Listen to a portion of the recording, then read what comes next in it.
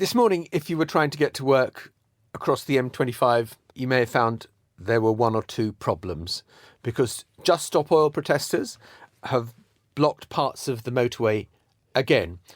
Let's hear from this young woman.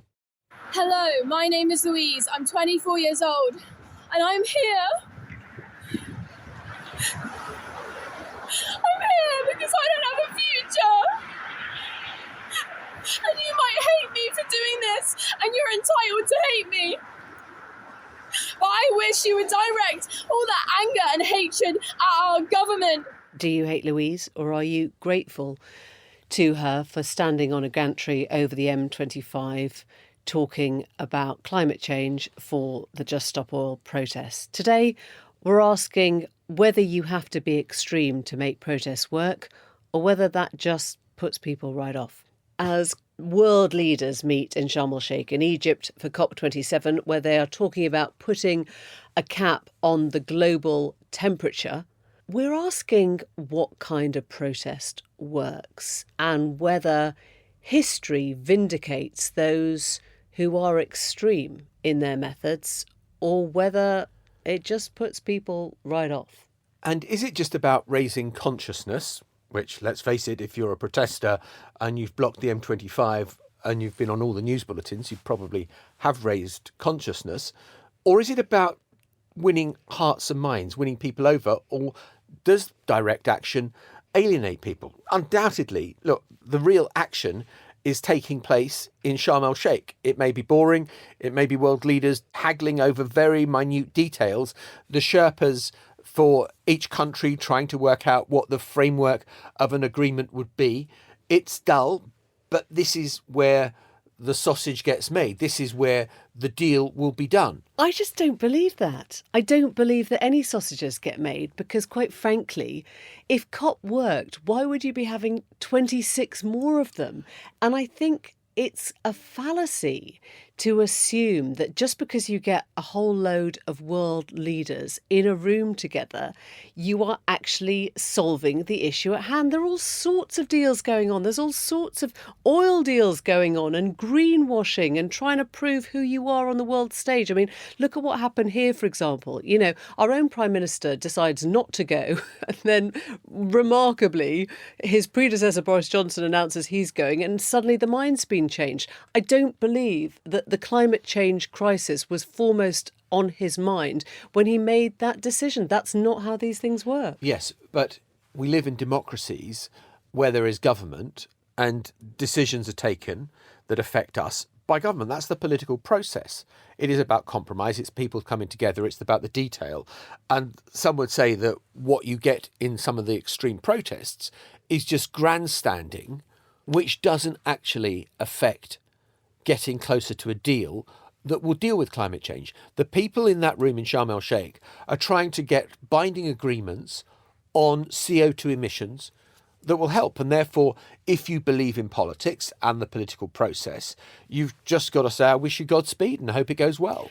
I'm going to take issue with that whole idea of grandstanding, because I think one person's grandstanding is another person's civil rights action. I don't think anyone thinks Rosa Parks was grandstanding when she asked to sit down on a bus in Alabama.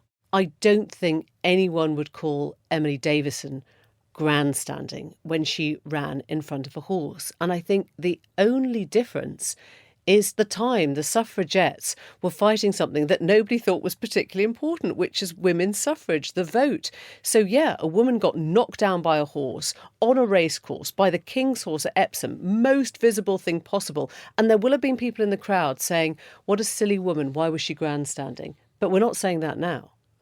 I think you are drawing a false equivalence between different things. I think that something as fundamental as the vote, Emily Davison, in front of the King's horse, and she eventually died as a result of it, was drawing attention to an obvious inequality over the fact that women didn't have suffrage.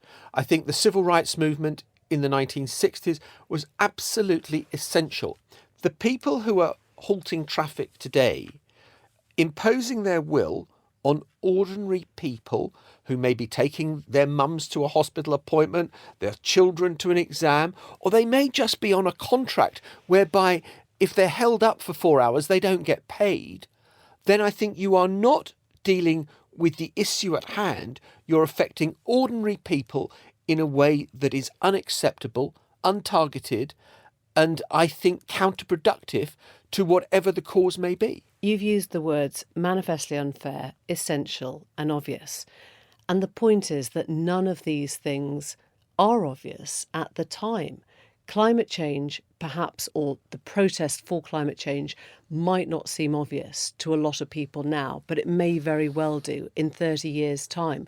Standing up for a black woman on a bus may not have seemed manifestly unfair at the time. It might have seemed like the natural order of things for the people who are on the bus. Now it seems gobsmackingly outrageous. That's my point, that you have to, in a way, understand that we live in times that cannot see these actions as part of restoring a natural order, because at the time they seem like disruption. Is it because you agree with the protesters or the way they're doing the protest? What if it had been Fathers for Justice who were blocking the M25, or we must kick out all refugees, or whatever it happens to be? Well, I think what you're asking there is two different things.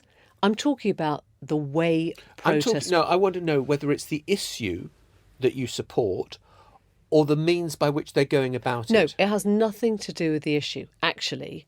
What I'm talking about is... So if you believe something passionately enough, you can block the motorway and stop anyone going about their daily business. I think what we've seen is that you will be on the wrong side of the law for some causes, for some of the time, and that history may prove you right eventually. Do I go around smashing windows? No, that seems to me extraordinary, violent, disruptive, a bit Bullingdon. I don't go around smashing windows. When I look back on the suffragettes who threw bricks through the windows to try and raise awareness of the need to get women equality, do I think of it as a smash window, or do I think, oh my God, I can't believe that they had to do that? There are reports of ambulances, fire engines being held up, and your house is burning down and the fire engine can't get to your house because someone has decided, I want to block the road that leads to you.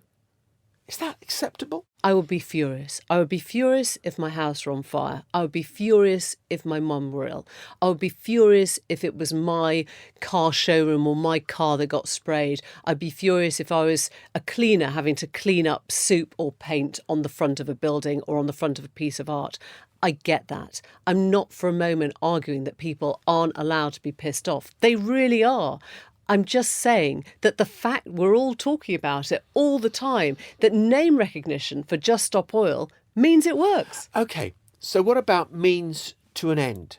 Isn't the danger that what you have done is you've got Just Stop Oil in the floodlights of attention, but it's alienating people? It's affecting people's behaviour in a negative way, making people think more negatively about the issue of climate change and the urgency that it needs to be dealt with. My issue is not that there is not a serious problem with climate change and all the rest of it and the way we lead our lives. My issue with it is that I think it turns more people off than it turns on, and therefore is counterproductive. Yeah. It is not achieving its objectives. Yeah, and I could say the same to you with angry women. So why is that woman sitting there getting angry? Doesn't she realise she's alienating people by being angry about not getting the vote? If only she'd just speak calmly, sit down, we could all get round the table, have a nice chat, then everyone would understand her point of view. That's not how the world works. No, I'm not suggesting that in terms of women's suffrage, that direct action didn't work. I think you can do direct action, which doesn't just, as a blunt weapon, affect every single person who happens to be travelling on a given stretch of road at a given time. You can target, you can highlight, you can do your direct action in a way that is kind of has a bit Every more horse artfulness trying to to it. run the Epsom Derby. Why should all those poor jockeys have to trip over a poor woman who was just grandstanding in the middle of a racetrack? But I'm saying that there is direct action that has got a target, and I think that there is direct action that is just largely, it's attention seeking, and I don't think that that necessarily helps a cause. I think it turns people off. I think it alienates them. And I think it slows the process by bringing about the change that you desire. I'm guessing at this point that Soaps is not a fan of Louise on her M25 gantry. I like Louise very much. It's just the way she's doing it, I think, may not be Prefer on dry effective. land.